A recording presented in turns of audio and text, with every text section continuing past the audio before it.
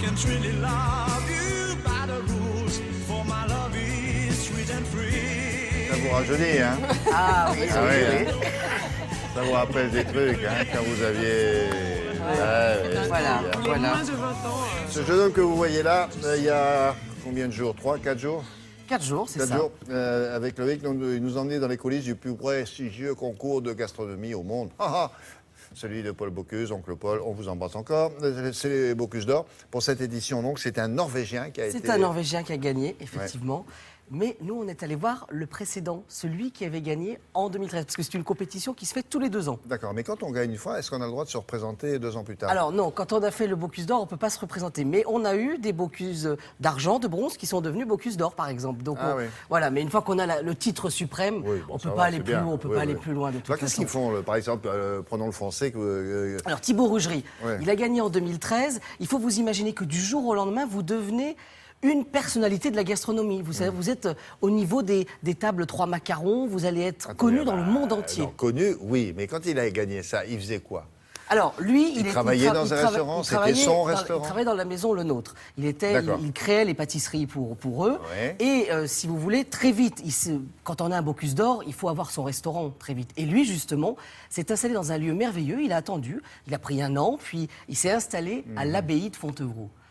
Où là-bas, au cœur de l'abbaye de Fontevraud, l'abbaye royale, cette abbaye qui est millénaire, eh bien, ils ont créé un hôtel, Marie-Do nous en avait parlé, et un restaurant où Thibaut est justement aux commandes. Mais il était pâtissier d'origine. Alors, non, il était pâtissier effectivement, mais il était aussi le concours des Bocuse d'Or et sur des plats salés, n'est pas de la pâtisserie. Ah bon. Donc, il a une vraie création, il a une vraie imagination, et c'est justement ce qu'il a mis au service de l'histoire de l'abbaye de Fontevraud, et ce qui permet en fait d'être dans l'abbaye, vous mangez dans l'abbaye, après le repas, vous pouvez partir visiter l'abbaye, et dans l'assiette, on vous raconte l'histoire de l'abbaye de Fontevraud. Donc nous sommes allés le voir, forcément. C'est sacré tout ça.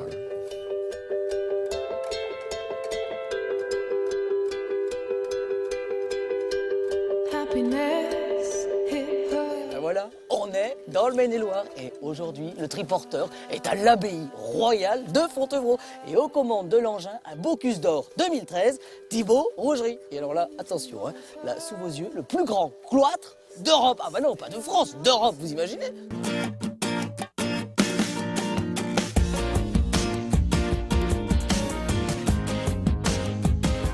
Bonjour Thibaut. Bonjour Loïc. Alors ça c'est surprenant comme début de sujet quand même, non? Surprenant, inattendu. Il y a quand même, juste derrière cette porte, combien de milliers de mètres carrés de superficie? C'est gigantesque. À la louche, on va dire 17 hectares. Ah oui, d'accord. Bon. 17 hectares, 4 hectares de toiture et grosso modo 200 000 mètres carrés habitables. D'accord. Et les cuisines dans tout ça? Les cuisines dans tout ça, 500 mètres carrés. C'est déjà pas mal. C'est déjà confortable. Bon, alors on y va. C'est là qu'on va comprendre pourquoi on a un triporteur.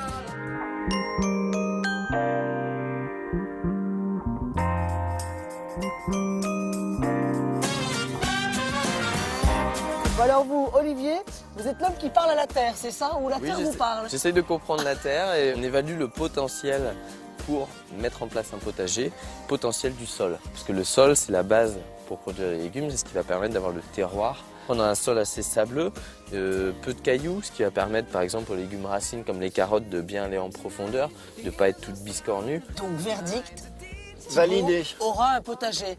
Ah, Thibaut va sûrement avoir un potager, oui. C'est dans les tuyaux, on va avoir à la louche 3-4 000 mètres carrés de potager, donc ah oui, quand même. Une belle chance.